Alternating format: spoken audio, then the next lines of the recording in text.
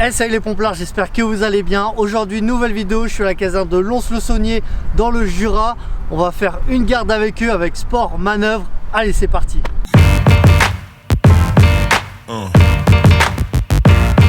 Yeah. Yeah.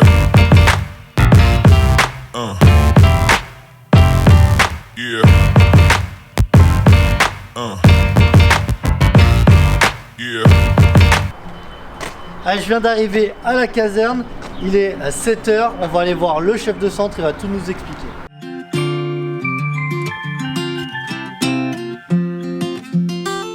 Mon capitaine, merci de m'accueillir ici à la caserne de Lons-le-Saunier. Avant de commencer toute la journée, j'avais des petites questions à vous poser. Déjà, vous faites combien d'interventions à l'année ? Alors sur la dernière année, donc l'année 2022, on a enregistré 3500 interventions, à peine plus. Cette année, on est plutôt sur une baisse, on sera entre 3200 et 3400, je pense. Ok, et du coup, tous les jours, vous êtes combien ? Il y a combien de pompiers tous les jours ? 10 pompiers de garde postés au sein du centre de secours. Et l'effectif se compose de combien ? Alors 28 pompiers professionnels et 70-75 pompiers volontaires, puisque ça fluctue régulièrement, mais on est toujours à la recherche de pompiers volontaires pour étoffer nos effectifs. Donc vous écoutez, si vous êtes à côté, n'hésitez pas à venir postuler. Et si vous êtes bien sûr motivé, si vous êtes motivé, n'hésitez pas à venir à la caserne de Lons. Allez, on commence la journée, il est 8 h, c'est l'heure des vérifications des engins et du matériel. Donc là, on va aller vérifier tout ce qui est secours routier. Donc là, on va aller prendre des feuilles de vérif et on va faire la vérif.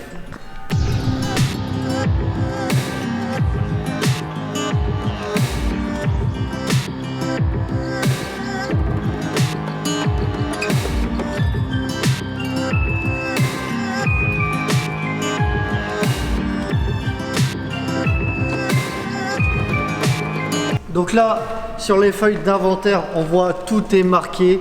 Donc le but de l'inventaire, c'est de vérifier l'état, le bon fonctionnement du matériel. Donc on va commencer. Donc là, ça c'est pour tout ce qui est accident de la route, pour faire du balisage, du calage, pour aussi découper les voitures.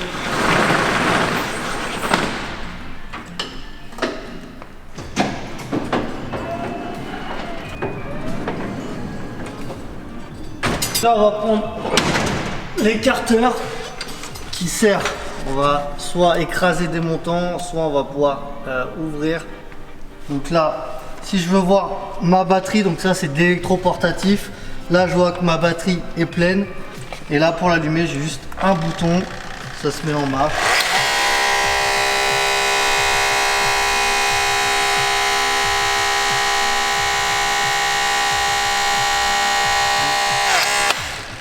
Là, on voit que je suis ouvert à fond.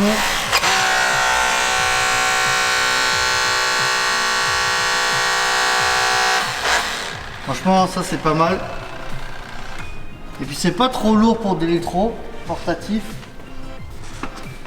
Là, on va vérifier maintenant la cisaille. Donc pareil, le niveau de batterie c'est bon.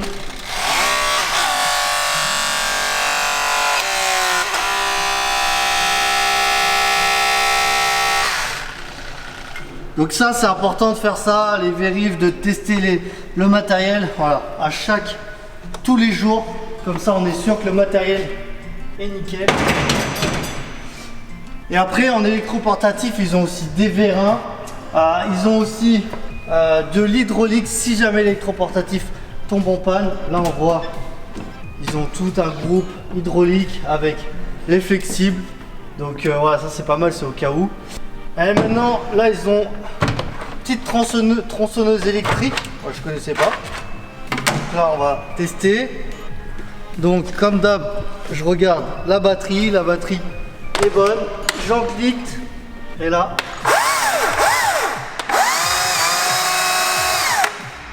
Franchement, c'est pas mal, hein.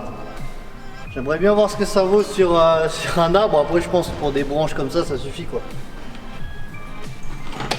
Allez, maintenant, on va le démarrer.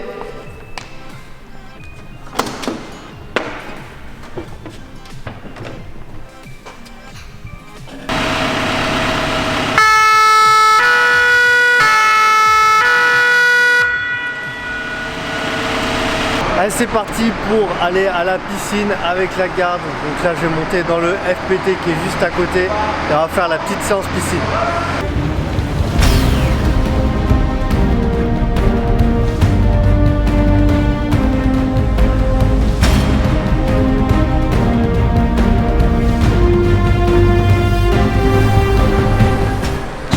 ça y est, on vient d'arriver à la piscine. Donc il y a le FPT et les deux VSAV. Donc il faut savoir que s'il y a une inter, forcément ça va biper et les mecs vont partir directement sur intervention. Donc là c'est parti, petite séance piscine. Là on va aller voir Mathieu, c'est lui qui a préparé la petite séance de piscine. Je sais pas ce qu'on va faire, j'espère qu'on va faire un truc cardio quoi. Bon Mathieu, tu nous as prévu quoi comme séance là? Alors aujourd'hui, petite séance piscine, on va essayer de faire un parcours adapté. C'est quelque chose qui a été mis en place dans l'Hérault. On va essayer de refaire ça, chez nous. C'est une première pour nous, on va le tester. Et le but c'est quoi en fait? C'est d'être à l'aise dans l'eau? Ouais, c'est de voir un petit peu l'aisance dans l'eau et voir si les gens sont un peu aquatiques ou pas. Et ça permet surtout aux gens d'apprendre un petit peu mieux le niveau. Ok, ça marche, bah c'est parti. Ça marche.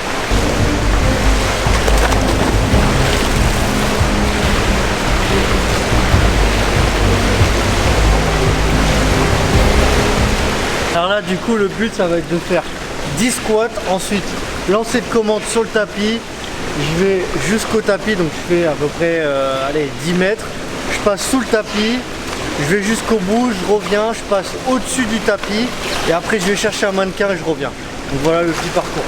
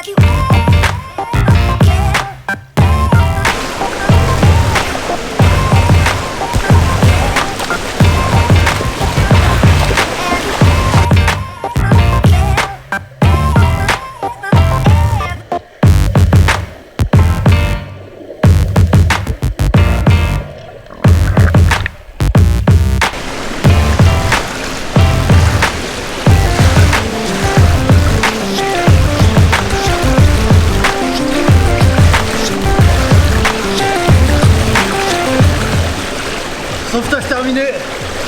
Allez, là on vient juste de la piscine, je vais mettre en tenue de feu et après on va faire une petite manœuvre, je sais pas ce qu'ils ont prévu, ça sera la surprise. Je vois que là le centre de secours il est tout neuf, il est magnifique, il date de quand? Il date de 2020. Okay. On est rentré exactement en octobre 2020 dans cette nouvelle caserne avec les méandres du Covid qu'on a pu connaître. Et du coup je vois qu'elle est un peu excentrée de la ville. Oui, alors on est basé sur la commune de Montmoreau et on porte le nom du centre d'incendie de secours du bassin lédonien. En spécialité vous avez quoi ici à la caserne du bassin lédonien? Donc en spécialité directe on a les plongeurs et les saves avec l'aspect nautique, on a le grimpe, le SMP, avec une activité neige, canyon et SSH. On a aussi la CMIC avec un VIRT.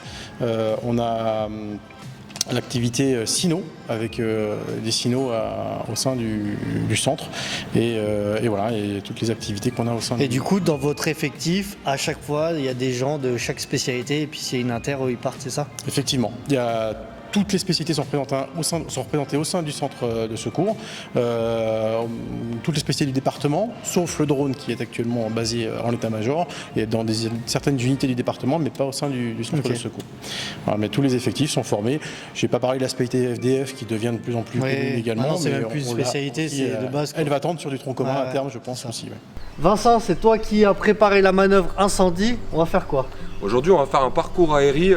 L'idée, c'est un double objectif. Pour ceux qui connaissent leur conso perso, c'est essayer de travailler sur les systèmes de respiration pour pouvoir diminuer et améliorer cette consommation perso. Et l'autre objectif, pour ceux qui ne la connaissent pas, c'est de la calculer. Donc on va faire un principe de parcours aérien où en fait il va y avoir des phases où on est un peu plus en activité, où on fait monter un peu plus le rythme, et d'autres où on est plus calme. D'un côté, ça nous permettra aussi de voir si les chiffres que l'on trouve ils sont un peu en cohérence avec ce qui est annoncé dans le GTO. Comme ça permet aux mecs de bien comprendre que ce chiffre-là, il n'est pas tombé nulle part dans le GTO. Et puis en même temps, ça fait une manœuvre assez ludique et on travaille sur un parcours d'aisance au niveau de l'aérie. Ouais, c'est ça, on met l'aérie et puis on tape un peu dans le cardio, quoi. Ouais, taper dans le cardio, oui et non. Après, chacun met l'intensité qu'il a envie de faire. Si on met un quart d'heure pour faire le parcours, c'est pas un problème. Celui qui veut en mettre 10 pour se tirer la bourre, il n'y a aussi pas de problème. L'idée, on va passer sur des calories rameurs, ensuite on va porter des tuyaux, faire un peu ce que le pompier fait, monter des escaliers, taper sur un pneu, etc. Ok. Et des choses comme ça. Ça marche. Ben moi, je sais qu'avec le binôme, on va le faire à bloc. Je pense que l'autonomie, ça va réduire, mais après le but c'est de faire un peu comme un inter, quoi. Aussi. Le but c'est ça, aussi d'essayer, voir comment tu réagis, voir comment tu pompes. Et tout Ouais, ça, c'est ça. Bon, on va voir ça là. C'est bon, bon là on va partir sur le parcours avec mon binôme. Après on va envoyer. Tu nous dis le top et on y Top, va. c'est parti les gars.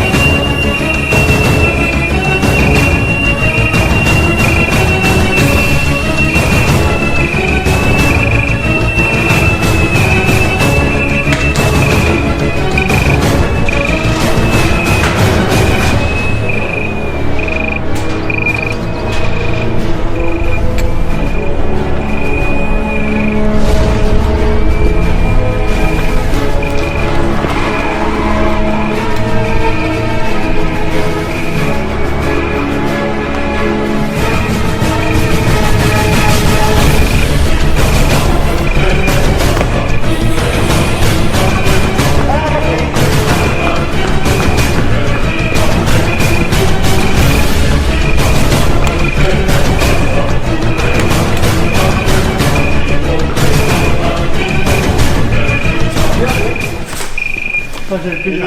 Ça aussi, je pense. Ouais, c'est fini. Ouais, fini, je suis rincé. Ouh, c'est cool. Franchement, c'est cool. Ah, le cardio et là en gestion d'air, vous avez vu à la fin, j'ai presque plus d'air. Allez, ça, c'est des parcours que vous pouvez faire chez vous dans vos casernes. Après, bien sûr, il suffit juste d'avoir un compresseur pour les bouteilles. Mais voilà, après, vous adaptez. Hein. Après, si vous n'avez pas de compresseur, vous le faites juste avec le dossard. Vous faites juste des petits exercices. Ça permet d'être à l'aise quand même avec le dossard et puis de faire des petits exos. Donc voilà, après, bien sûr, quand on met la bouteille, ça permet de gérer notre air et comme ça, on a l'habitude d'être sous aérie. Donc voilà, franchement, faites des petits parcours comme ça. Vous n'êtes pas obligé de faire le même, vous pouvez l'adapter. Mais voilà, de toute façon, comme je dis à chaque fois, quand on veut, on peut. C'est comme les séances de sport, il n'y a pas besoin d'avoir une salle de ouf. Quand on est motivé, moi je sais que voilà, on fait des pompes, des dips, des tractions, ça suffit. Donc faut juste trouver, l'adapter. Et puis là, forcément, c'est plus ludique. Donc pour la garde, c'est plus sympa. Donc on va continuer la journée. Là, on va continuer sur, on va aller manger. Après, on fera un petit travail dans les services. Et ils m'ont prévu une manœuvre cet après-midi avec les sinos. Ça va être cool aussi. Jean-Marc, explique-nous ce que tu nous as prévu comme manœuvre. Alors cet après-midi, un petit exercice décombre pour une jeune chaîne en formation. Ok. Donc mise en situation sur un terrain qui fait à peu près le volume de 2 maisons au sol. Donc voilà, recherche d'une personne à l'insu. Donc le chien va être lâché par son maître et va aller jusqu'au bout de la victime pour nous la signaler par un aboiement. Voilà, fixation aboiement. Ça marche, donc moi du coup je vais simuler la victime, je vais aller me cacher et elle va me trouver, c'est ça? C'est ça, le but c'est qu'elle te trouve. Après, quel que soit l'accès, pas d'importance pour nous. Le but c'est qu'elle arrive au plus près de toi pour signaler par l'aboiement. Ça marche. Et du coup, niveau sino, vous faites combien à peu près d'interventions à l'année? Alors en moyenne 40 à 50 interventions sur l'année. On est 5 équipes réparties judicieusement sur le département. Okay. Actuellement 4 équipes opérationnelles, une en formation. Donc vous avez 4 chiens pour... Alors actuellement on a 6 chiens opérationnels qui emploient plusieurs technicités. Ok, donc vous pouvez faire quoi alors, victime immergée peut-être aussi? Recherche en décombre comme on va voir en début d'après-midi. La recherche de personnes immergées comme vous avez fait avec des collègues il n'y a pas trop longtemps. Recherche milieu enneigé pour la partie haute montagne, enfin moyenne montagne chez nous. Et après la recherche de personnes par 2 méthodes, le questage et le pistage, ce qu'on verra après. Ok, bon bah là je vais aller me cacher et puis j'espère qu'elle va me trouver. Oui, pas de problème. Allez, je vais aller me cacher dans cette buse, on va voir si elle va me trouver.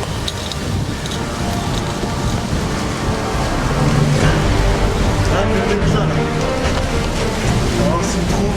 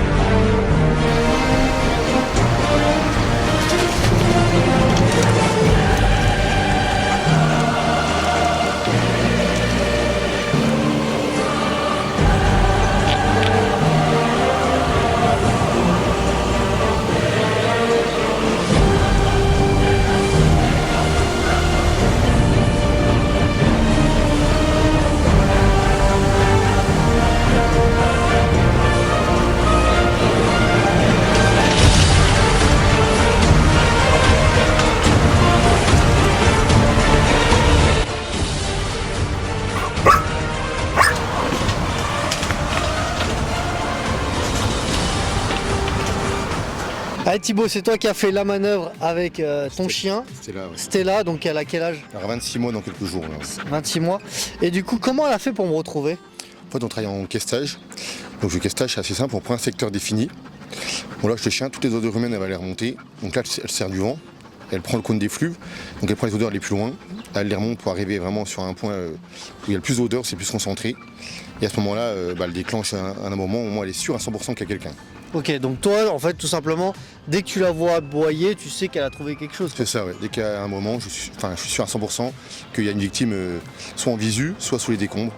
Mais c'est sûr à 100%. Ouais. Et du coup, l'entraînement, c'est quoi? C'est donc nous, on fait d'entraînement, c'est sûr, mais... On fait au moins 40 entraînements par an, mais on a un entraînement par semaine, nous.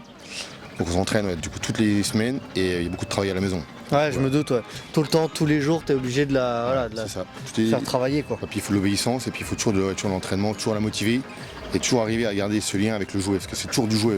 Ouais. Et c'est du jeu, donc il faut toujours les motiver avec En ça. fait, le truc pour elle, c'est de trouver quelque chose, et une fois qu'elle a envie de trouver, parce qu'après, elle sait que elle va ça. jouer, en fait. C'est ça, en fait, nous, c'est que du jeu. Donc voilà, elle fait ça pour nous, pour pouvoir jouer à la fin. Léo, on va faire quoi comme deuxième manœuvre? Alors là, comme deuxième manœuvre, on va faire une manœuvre de pistage. Donc en fait, c'est une victime qui a disparu d'un endroit, qui a été vue pour la dernière fois à un endroit. Ok. Et Oural, donc mon chien, il va devoir retrouver sa piste avec son odeur, avec sa propre odeur. Donc là, en fait, t'as quoi? T'as un t-shirt de la victime? Ouais, j'ai au mieux un effet personnel. Ok. C'est ce que je peux avoir de mieux. Sinon, je peux aussi prendre des odeurs, des molécules d'odeur avec des compresses sur un siège de voiture, par exemple, Ok. ou des choses comme ça. Donc là, du coup, le chien, il va sentir et il va suivre. Ouais, C'est ça, la exactement. trace. Exactement, c'est ça. Et en fait, lui, c'est de m'amener à la victime par où il est passé, en me montrant s'il y a des objets sur le chemin. Ok. Voilà, Ça avec marche. des marquages. Ouais. Bon, bah, on va voir ça alors. Allez.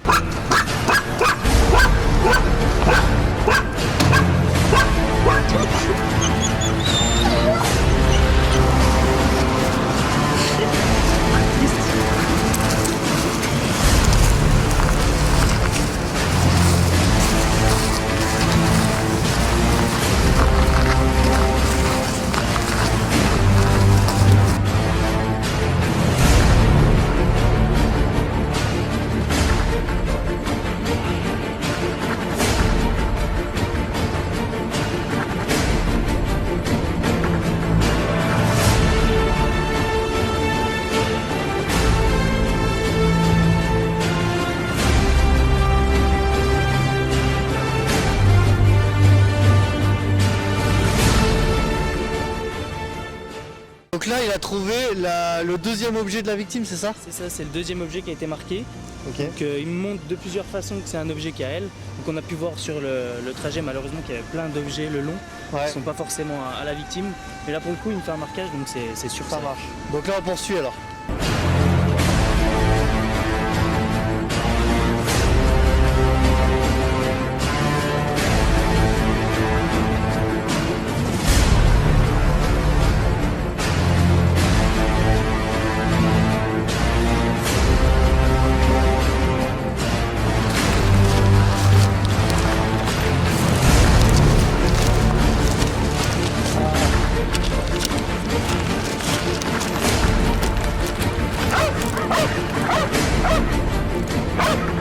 La victime quand même.